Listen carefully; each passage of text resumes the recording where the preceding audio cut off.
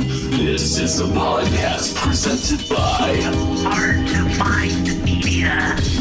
Subscribe to Hard to Find Media on youtube.com/Hard to Find Media Network. This shit is free. Share it. Blast it. Whatever it is, I can handle it. You're the one always telling me I need to find my destiny. Well, one thing's for certain, it's not here in Kansas. You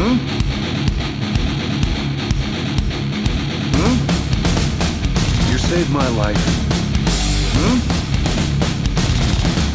He's a rather extraordinary young man. Don't you think?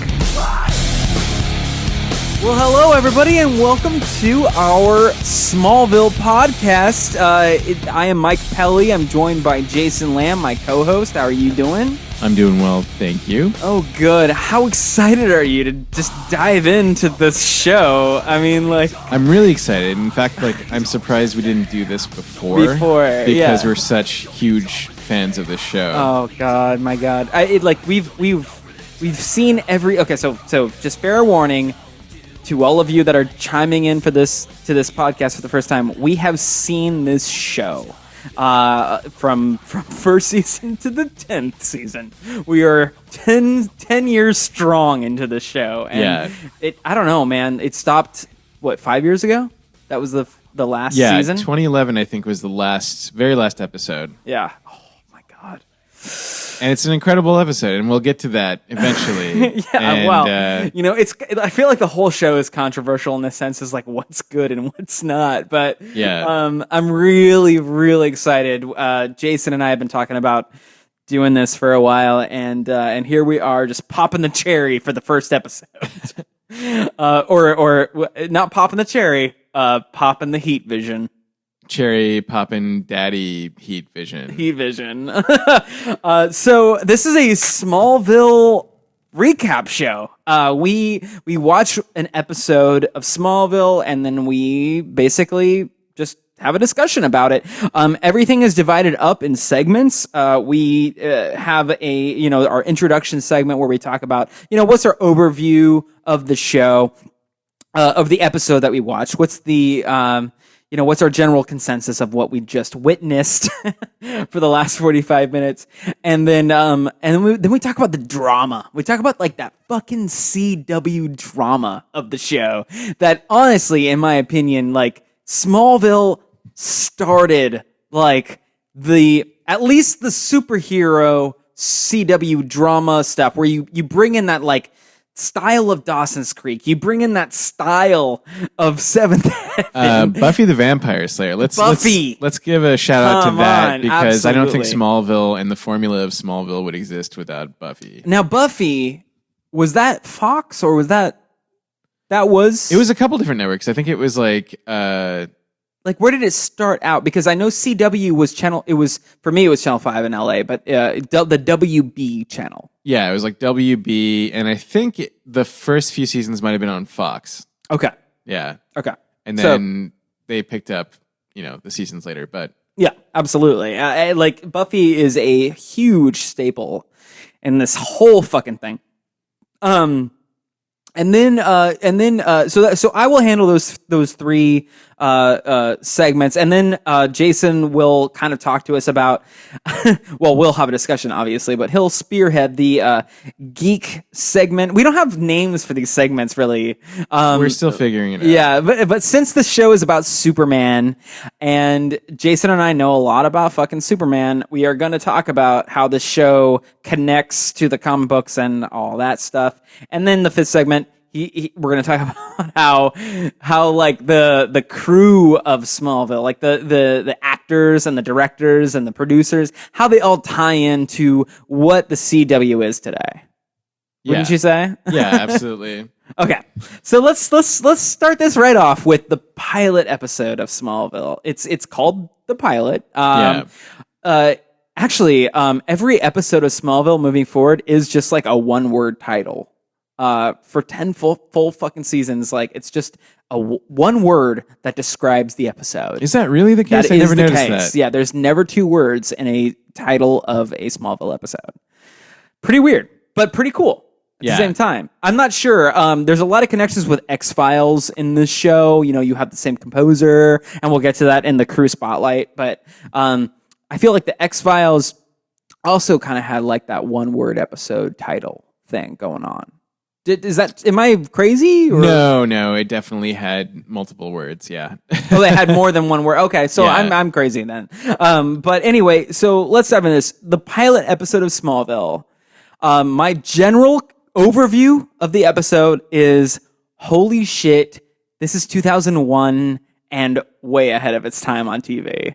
Yeah, come on. Absolutely. I mean, the production values even at the time were kind of incredible. Like all the special effects, like you had in the opening sequence, you had the planet like blowing up, right? The asteroids or the meteors falling to Earth. Well, even before that, you had character development. Like before that sequence, there was already like you were introduced to the. Well, yeah, it was the Kents. It actually showed them in Smallville before that actually whole thing happened. Yeah. Anyway, go ahead. But yeah, you know, so you've got like that, you've got explosions, you've got lightning, you've got like cars that you've wrecked and things like that. Like that was a huge budget for the time. They were really, I think, banking on this show being a success. Full on. And also, it was the second pilot that they filmed. There was an unaired one. What? Yeah, they redid the pilot. So I don't know if that's like floating around the internet somewhere, but I haven't seen it. Okay. Wait a second. This is news to me.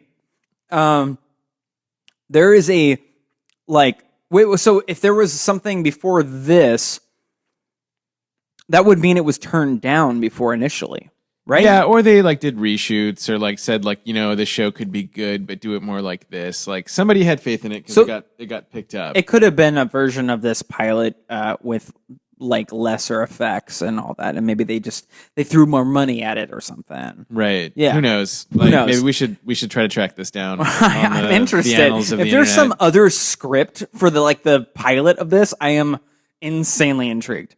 But overall, like this is a first fucking episode of a show, man. Like back then, especially for a show for a I don't even know if it was called CW at this point, but for a network to throw this much money at a show, obviously it's based on the Superman mythology and all that stuff, and people like are really coming onto the show after that Adventures of the New Adventures of Lois and Clark with Dean Cain and Terry Hatcher. I guess that was the last like live action version. That was the last character. one, and that was really well received, but it was so campy, like insanely campy. I mean, this show's campy too, but that was like as campy as the show before it, which was the Superboy show from the late 80s. I still haven't seen it. I really need to watch it, especially because it's one of the reasons I love Superman. Mxyzptlk is like couldn't be cast better from like that actor. Like I haven't even seen his performance, but I know if I were to pick one, I would have thought of that guy. Maybe also. We'll do like a little bonus episode of this podcast. I'm watching like an episode of Superboy from 1989.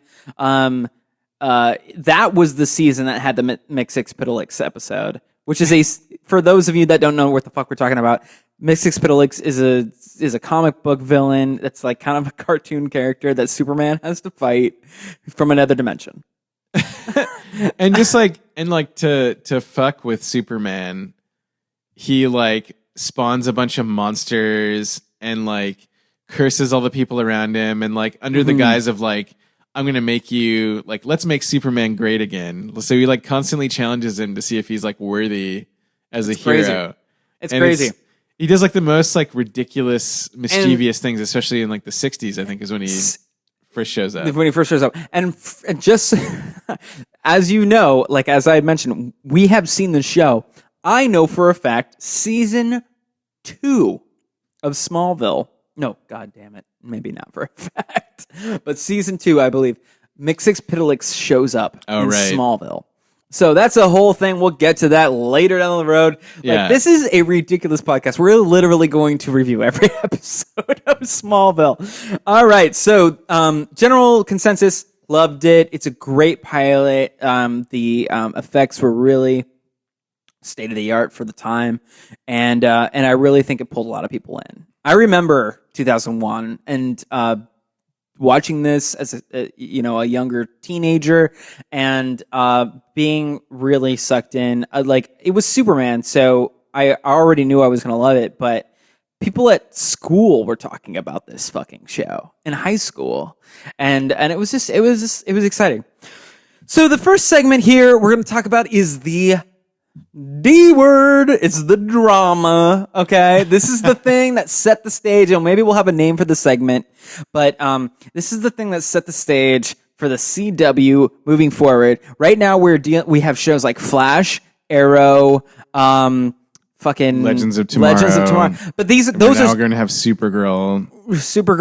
These are superhero shows that are broadcast on the CW network that are like, CW has a reputation of just driving their shows based on the drama, the relationships, all the juicy stuff, the stuff that we love it. Oh, excuse me. That was my pizza. Which I think is like, to me, is sort of like perfected when you watch, say, like the first season of Arrow. Because it's all about that like character drama and like the oh snap, no he didn't moments and stuff like that. It's just like, man, people are like so like catty and brutal. Mm-hmm. And I feel like Smallville being sort of like a less edgy, more family friendly Seventh Heaven sort of show, you couldn't get that same level of like cattiness in the drama, but you definitely see the evolution of it starting here. Yeah, this is the tip of the iceberg right here. Is where we're starting out. So, the drama. This particular episode sets up everything, okay? And it does it so masterfully, okay? The first few minutes of this episode, you're seeing that Clark Kent is this nerd who you don't quite know that he's an alien yet, because the way it introduces him, it kind of, no, never mind. I'm getting my scenes mixed up here, but I think it shows the meteor coming in, and it does the backstory real quick, where it shows the like Lana's parents getting head on hit by a meteor. They don't even move. They just sort of like looking at it like, oh, and it like comes and just nails them. But it does that, and it shows that like Smallville had this meteor shower. And Clark was, involved with that, because that was pieces of his home planet that was blown up. And that's the day that he arrives. That's the day that he arrives with all the meteors. So, and we'll get more into that stuff with the lore segment when we talk about the nerdy stuff. But really, what happens is that there's a point in this episode where it says, I don't know, however many years later, he's a teenager now. And, he's like into football, and like it becomes the CW show that we all know, the Seventh Heaven show. And he just has this infatuation with Lois. No, not Lois, that's later. Lana. And Lana is like the fucking, cheerleader, like the head. The prom queen, sort of. The perfect, like everyone has the crush. Right. On her, Well, and so let's talk about, so going forward, the relationships they set up in this episode. He already has a best friend. Inform the drama that happens later, and like sort of the struggles that these characters go through, both in their own individual arcs as well as like with each other, right? And sort of like growing as like friends and enemies. So, we start off the relationship between the Kents, right? Clark and Pete, his best friend. Mm-hmm. Clark and Lana, which is already complicated and so much drama in the first episode. In this one episode, boyfriend. Yeah, she's got. Yeah, we'll get to that.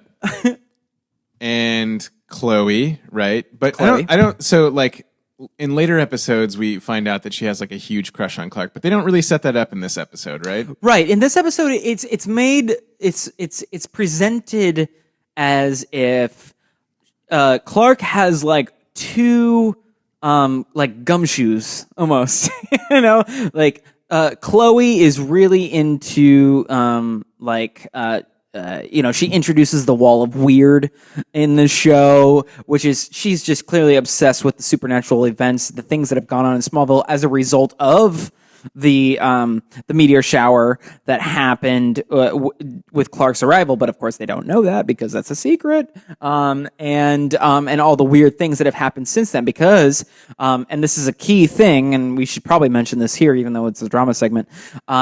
The pieces of meteor is kryptonite, but what it does, kryptonite obviously weakens Clark and Superman. Yes, we all everybody knows Superman, that. right? Everybody knows that. The necklace that Lana wears is a piece of the meteorite that killed her parents, as I mentioned before, when she was a kid, and that makes Clark weak, and that's that's a good thing actually in the drama segment to talk about is the fact that he really likes her. He can't get that close to her because she's physically can't do it because she's wearing a kryptonite necklace around her neck, and that is such a brilliant move as far as the writers go. Yeah, it's such a good plot device. And they use it so much in the first few seasons. Yes. Well, so many times just the where first he season. Can't get near her and he has to like put it in a lead box even to just talk to her. Absolutely. So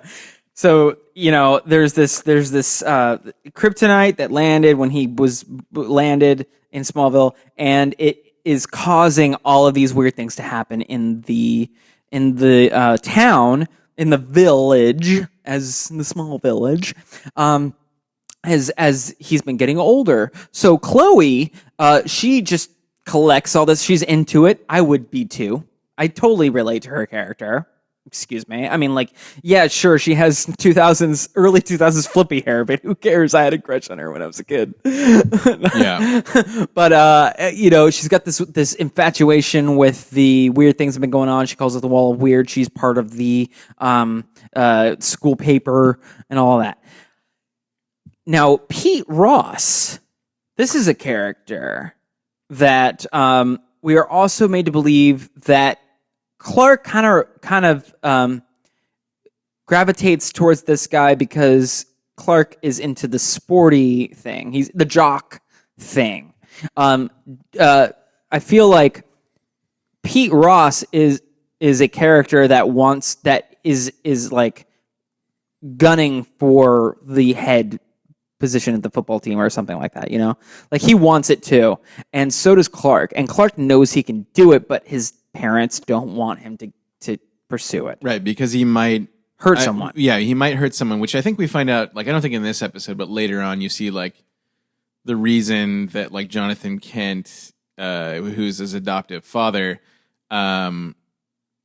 is such a dick. Like, you sort of realize that, like, he's actually, like, really concerned for other people's safety, not only his kids. And then there's an interesting, like, dramatic moment between, like, Clark and Pete, where Pete's trying out and Clark's like super bitter because his parents wouldn't let him. And so he just makes fun of Pete and how ridiculous he looks in his football outfit, his like football uniform. And I think that's like a really fucked up, like really petty moment for Clark, but you can also sort of understand like he's just very frustrated by not having the opportunity. And like, I think I relate as like a 15-year-old who's like only driven by their emotions, and you have all these sort of like dramatic moments with your friends about like, just like jealousy and rage and love and all this like crazy shit that you're feeling when you have all these hormones pumping through your body. Right. Absolutely. And I for some reason that scene, intentional or not, resonated with me for that sort of pettiness. Oh, it's so perfect. It's so perfect. It sets up so much. And again, it's a CW show. Like that is what these writers are aiming at, Yeah. And luckily for them, they have this whole mythology of a fucking superhuman god coming onto the planet Earth and growing up in this being raised by these farmers that like made him that way. You know what I'm saying? So yeah, he's got these two best friends, and here it is. They know he's in love with Lana.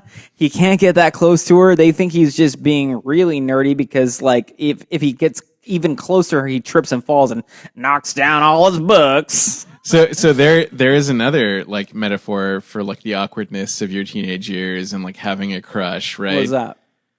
Because it's like physically painful. Like he buckles over, he can't deal with. But like, that's because she's wearing the kryptonite on her neck. But even being around her, and so like I don't know. I could say that there is some sort of symbolism there with like somebody having your kryptonite, where you just like you can't even function, you can't even be yourself around this person because you're so nervous. Yeah, and you end up getting sick to your stomach as Clark does in this. Like sure, and there's some people that they don't need kryptonite to feel that sick. Right. Yeah.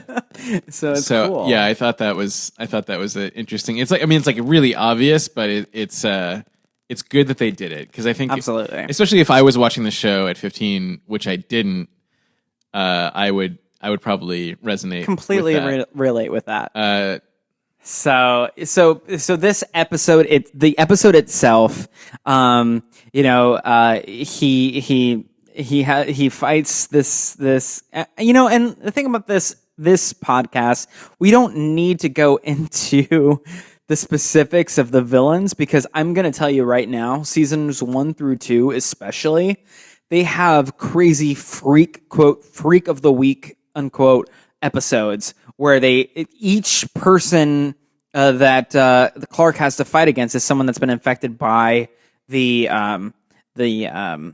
meteorites that he arrived to Earth on, and they fucked with their body and made them into bug people. Fucking like electroids or whatever. I don't know. What was that guy? The Freakazoid? In the first episode here, they have a guy who's basically immortal. Right. He hasn't aged since 1989, which is when the opening sequence of the show takes place. And apparently he had died in 1989, but whatever. Right. Who cares? But he didn't. So he shows up again, and he's like basically immortal, and he can like shoot electricity from his body. Right. Which doesn't faze Clark at all. Of course not. Because Clark is Superman. Yeah. It's lightning. Who gives a shit? And then also, like, it's really like there's so much shit in this episode that's tied together. So this guy who's immortal, right, was tied to a field, which we find out that was the initiation for like the football team or whatever, the hazing. Right. The crows. Lex finds this guy tied up in a field when he's like a little boy. In the beginning, oh, that's right. That's how the show starts. Right. Is the meteor shower and little baby Lex is miraculous for some reason in a cornfield. Right. But anyway. And a lot happens, but you should probably just watch the episode. But so Clark ends up making it and getting hazed as well. Yeah. And he's got Lana's kryptonite necklace around his neck. Right. Because a jealous boyfriend. Anyway, just watch the episode. Yeah, watch the episode. And but here's the thing: we are in the drama segment, and I do want to make just real quick. Yeah, I'm going to intersect this. Lana has a boyfriend. Okay, and Clark, he's infatuated with Lana. Lana lost her parents when the meteor strike came. He feels a little responsible. Well, actually, fully responsible for the death of her parents because he, like, the destruction of his planet and his arrival killed a lot of people, including her parents. And so he's like in love with her, but he also like feels responsible, at the same time. So that's a good key thing to keep in mind there. And, here they are, they're in high school. He can't get closer because she's wearing the kryptonite, and she is dating the head of the football team, Whitney. Yeah, this guy with the worst goddamn haircut I've ever seen in my fucking life. Oh, it's amazing. It's so good. And he is the one that carries on this tradition of what you were about to talk about. So I just wanted to set that stage.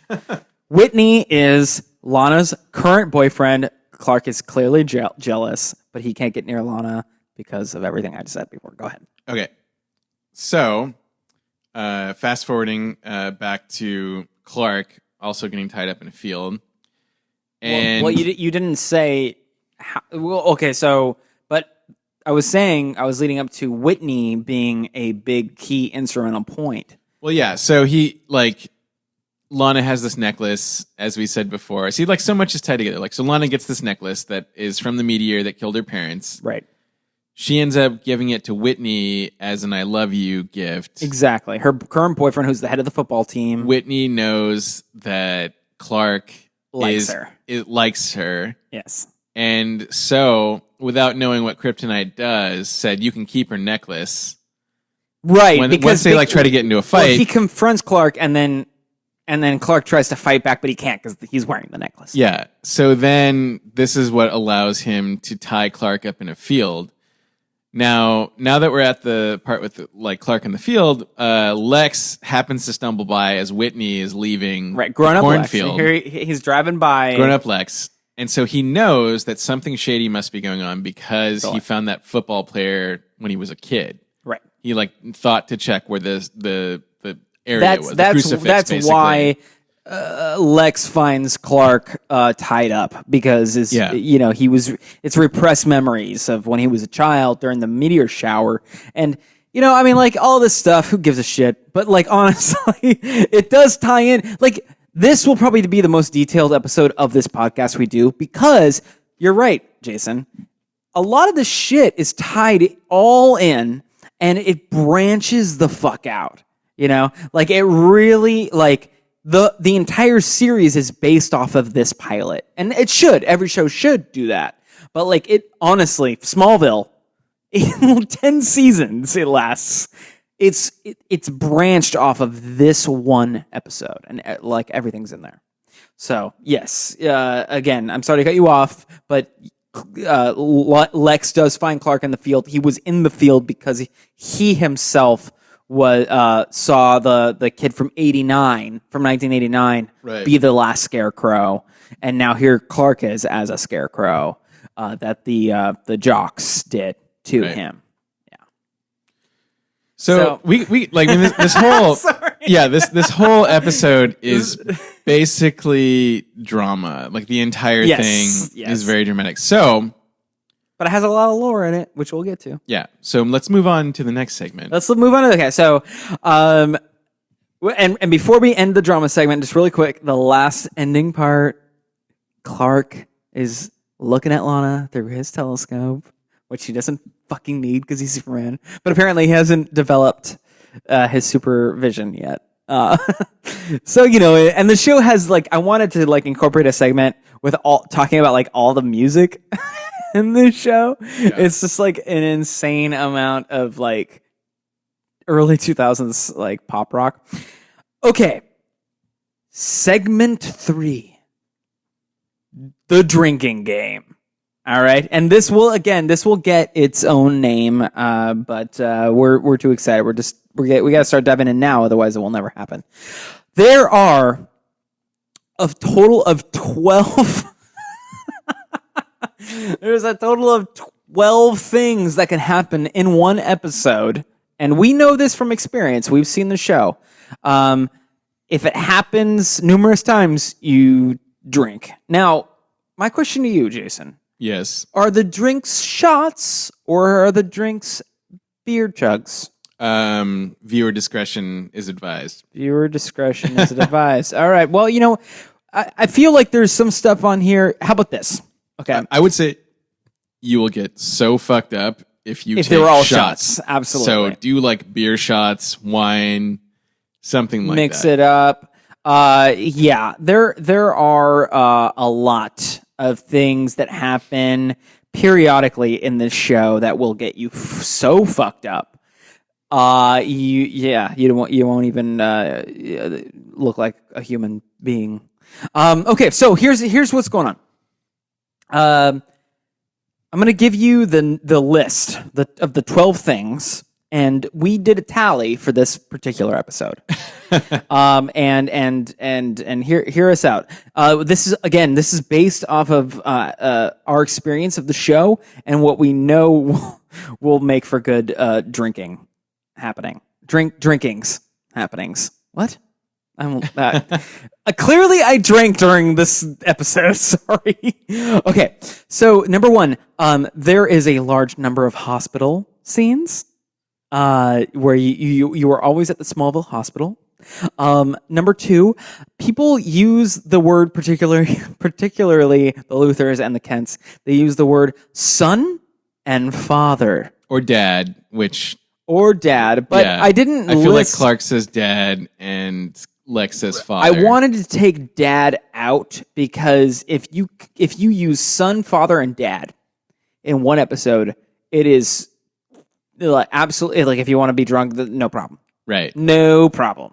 They say dad so much. So we're doing this for your own safety by This is omitting kind dad. of it's kind of just looking out for you, listener. So son, the word son and father. Number 3, whenever Chloe cries, that is a periodic thing. Which that is happens. like almost every episode that she's in. Not the pilot, surprisingly, but we are just being introduced to her character. Number 5, whenever glass shatters. Now this is a thing. This was not on my original list, but Jason brought this up. There's a lot of like cars getting tumbled around in the show. A lot of times where people just throw drinking glasses and throw temper tantrums and shit. Anytime somebody punches a window, there's so much glass that Punches shatters a car window, in the which show. does happen in this episode. And in my opinion, this is the number 1 rule to fuck you up if you follow this. Yeah, you gotta be careful on that one. Number 6 is foreshadowing. Now, foreshadowing, what that means is anytime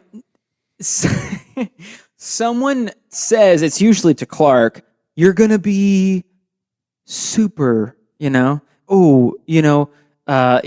like things that you clearly know they're hinting at him being Superman. Yeah, You know it's what I'm really saying? on the nose. Really on the nose. It's like dialed down to a T. Number 7, whenever the Luthors drink a cocktail. Yeah, and I think Lex does that in the first episode. No, actually, he did He doesn't? not. When There's he's like no sitting mark. around having that conversation? Nope. He's Oh yeah, he's fencing. fencing. Yeah, they spared the drinking for past the pilot. But it'll come up. But it'll It'll definitely come up. happen. Number 8, whenever Clark lies. Yeah, which is every single episode of insane. 10 seasons. There's not like... He lies because he's trying to cover the secret that he's Superman with the powers. Right. It's He's an alien. He has to lie. He's got to lie. The world's not ready for his secret.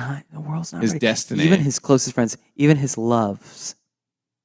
Number 10. Whenever Lana brings up her dead parents. Which I say, eventually you're going to have to remove that rule. Yes, that will go off the chart. Probably around season 3, but seasons 1 through 2, this is a gem.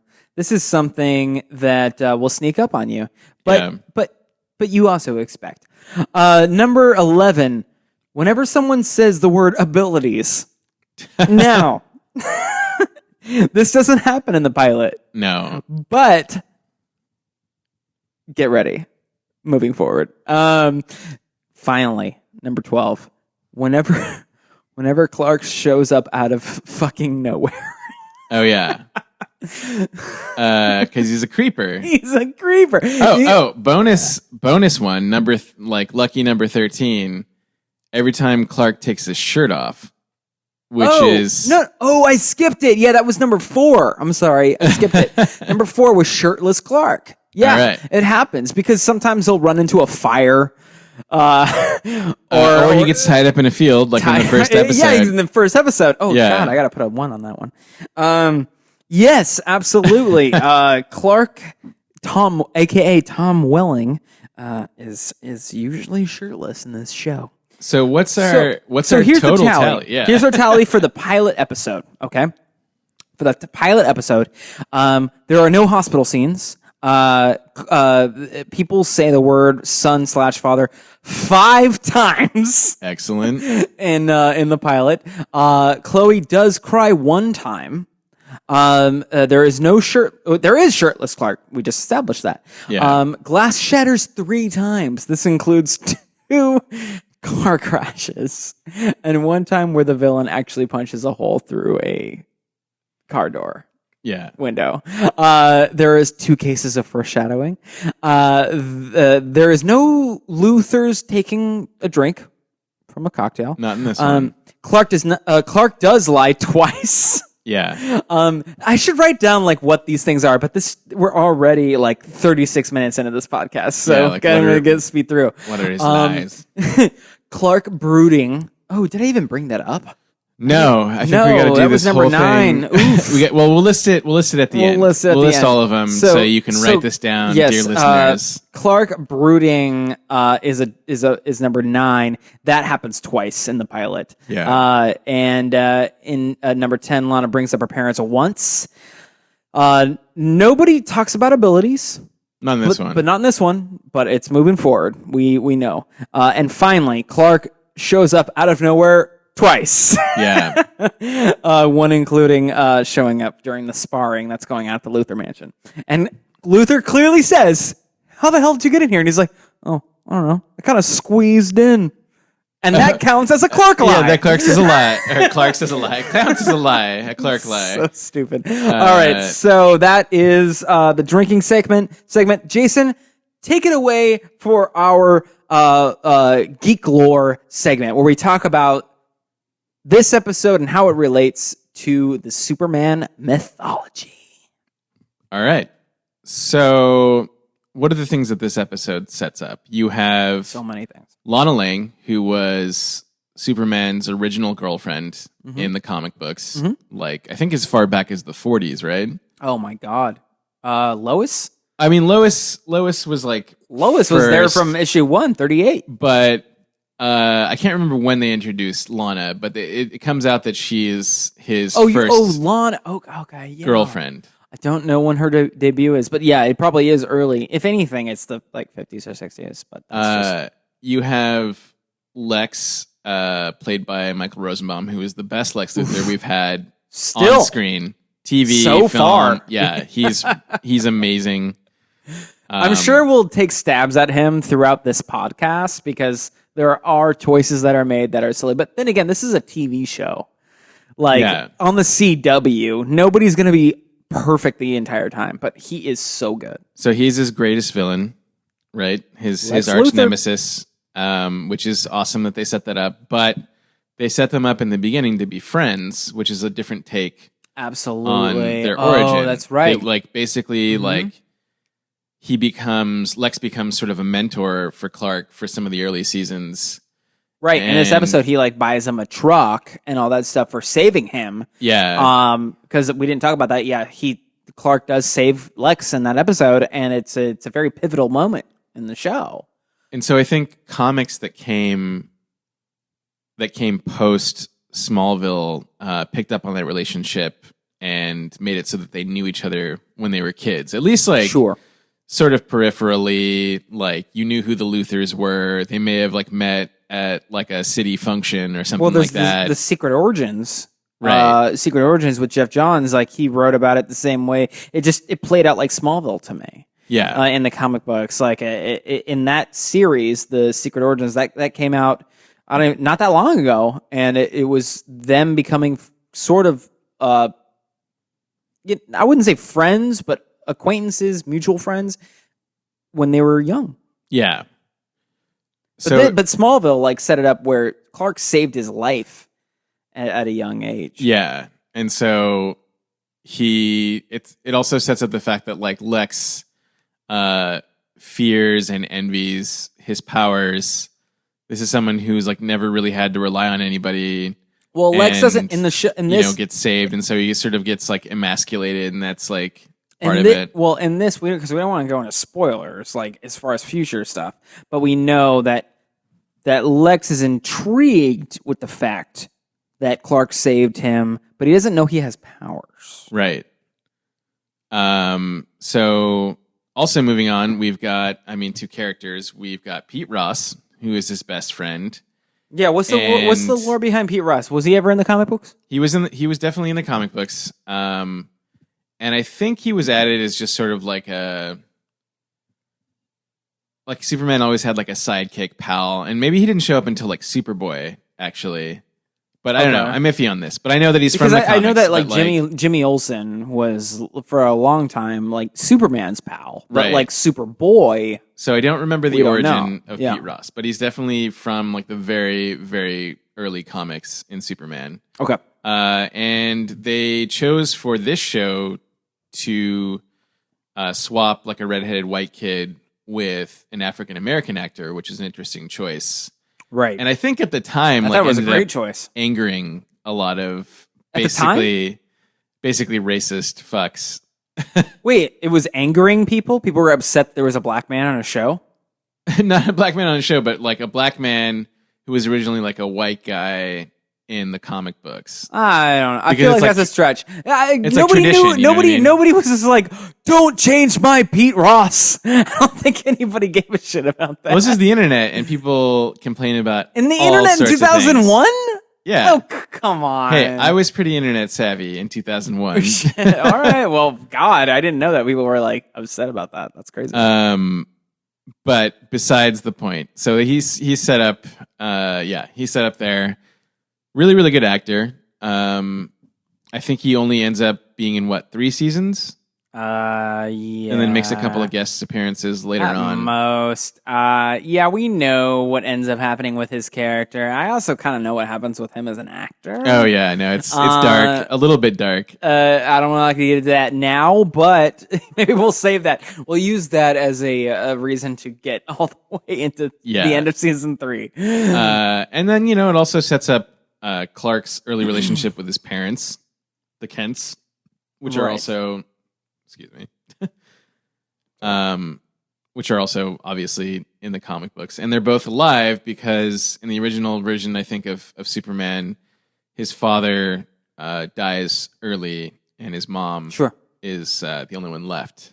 Right. And a lot of people are familiar with that because of the Richard Donner film that happened. And, again, this show is catering to audiences that don't know the comics. They don't know all that stuff. But I think it's interesting to know what did the writers bring in from the lore to make this thing work. Yeah. And Jason, if you don't mind elaborating on the arrival of the kryptonite and Superman himself, like what? Oh, there you go. That's another lore thing. Yeah. Yeah, kryptonite. exactly. Like this happens at the very beginning of the movie. There's a meteor shower. Would you say that this is an exaggeration of what happens in the comic books, or is there some sort of a story that happens in the comics that is like that? Well, there's varying versions of like how kryptonite comes to Earth. Like sometimes it's through the wormhole that Clark went through, Kal-El, and it like followed him in the same wormhole. Other times it's sort of like a delayed reaction because his spaceship went through warp and therefore got to Earth faster.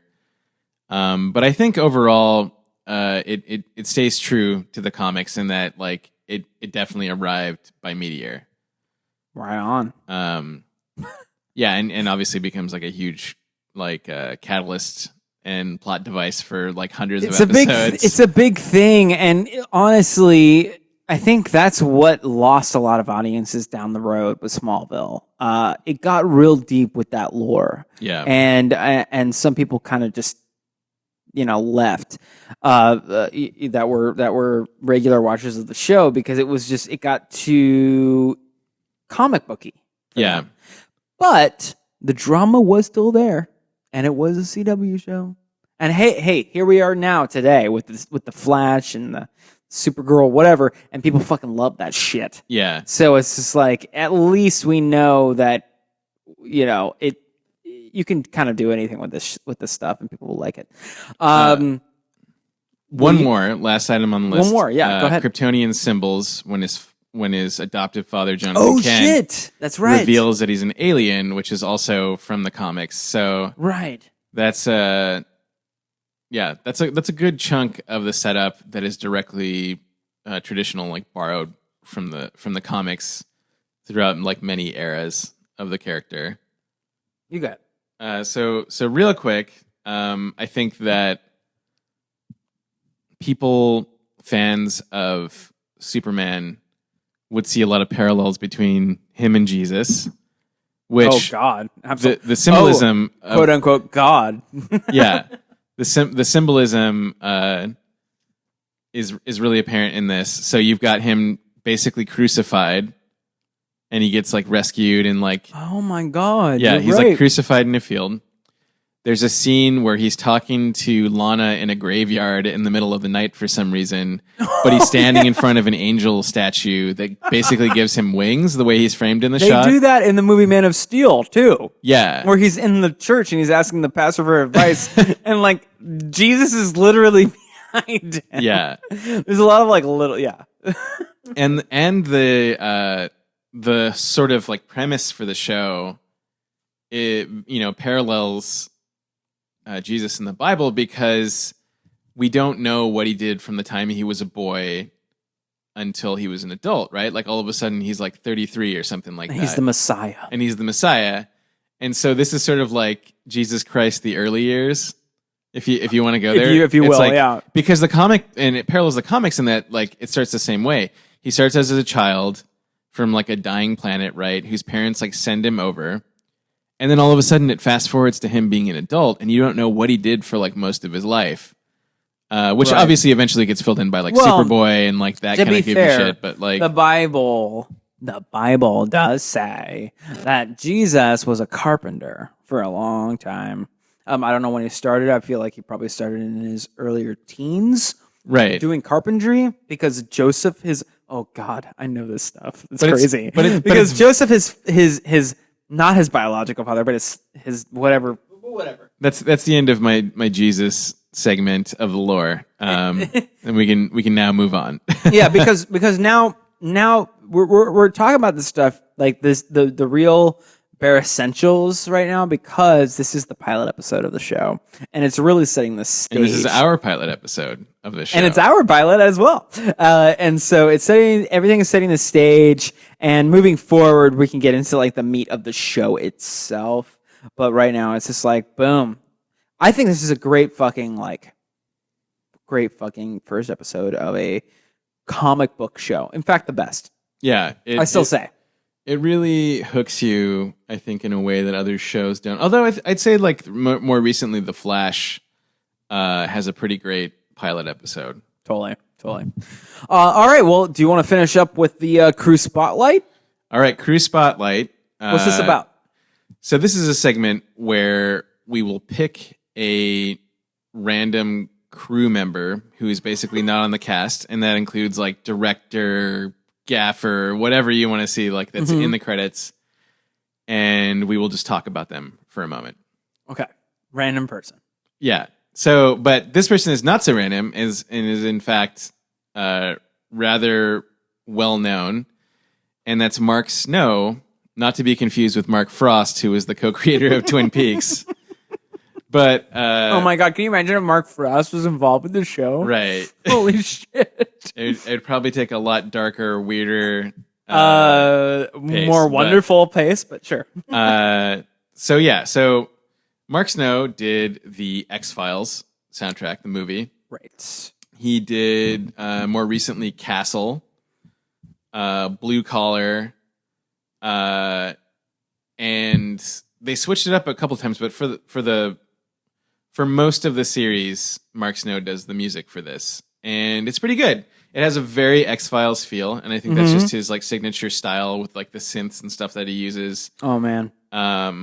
But he's a really It's good so good. composer, and he's really good at portraying mood. And I think in this show, he did a really good job of having a more like down home country feel versus like Sure. The Well, it's very- Kansas. right, and like instead of having the very tense like spooky moments of the X-Files, but it also has that as But well. it does have that, and I Yeah. think that's what's so cool about it is he is the perfect composer for this thing. The show itself is like, I don't know. I feel like it was proposed as like an X-Files show featuring Superman. I mean, it really Like- is like a because young you got like Superman. the freak of the week that Yes. it sets up, and that was the formula for like the first couple of seasons of the X-Files before they started to have those like season arcs, Totally. which Smallville eventually does as Right. well too, where there's like a whole big overarching plot line for every season that gets eventually resolved in like the first episode of the next season, Right. which is what gets you hooked and waiting around for the next one. for But- waiting for it. I just love that, and again, like he is the best choice for this.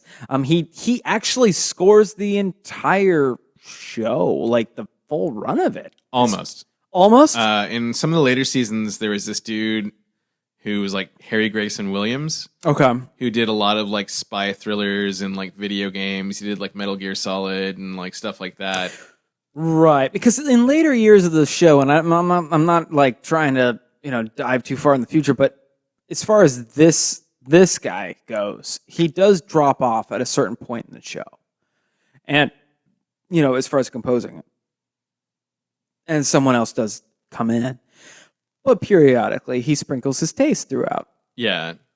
And I think that like out of anybody, you get burned out after working on a show for 10 years or like 5 years or 6 years. So even just 5. I don't know exactly when he tapped out, but like I can totally understand not wanting to do it anymore or feeling like Sure, creatively sure. tapped on that show. Absolutely. I imagine scoring an episode is not like a week-long endeavor. It probably takes a while.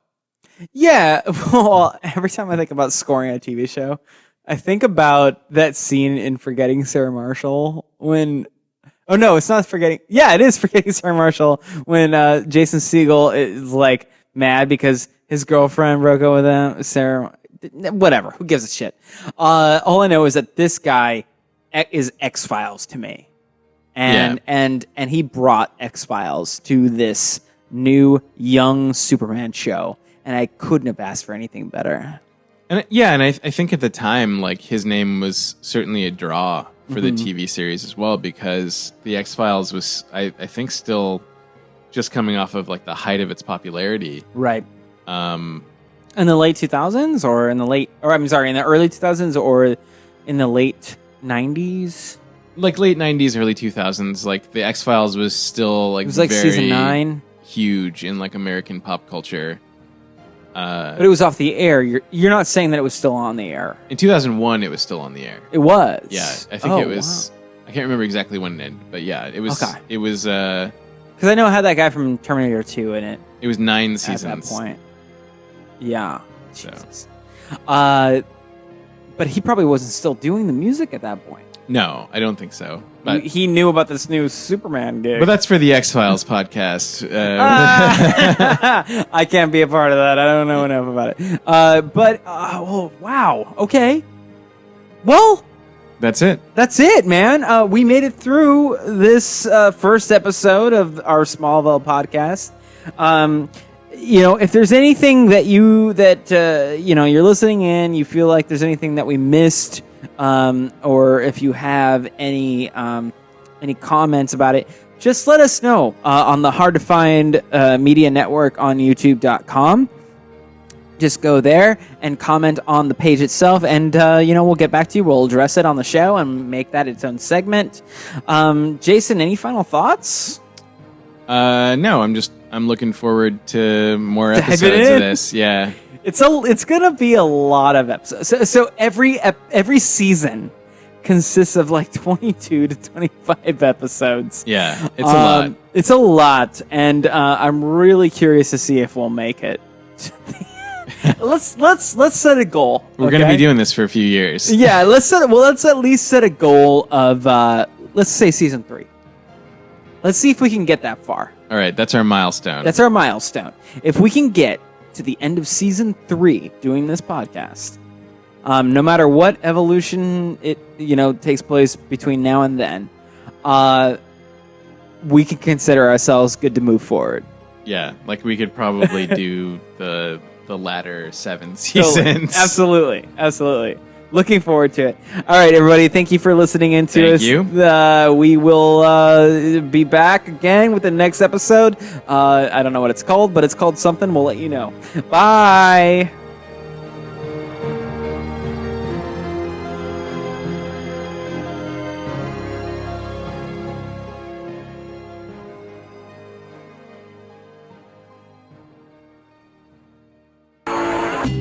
This has been a podcast presented by Hard to find media.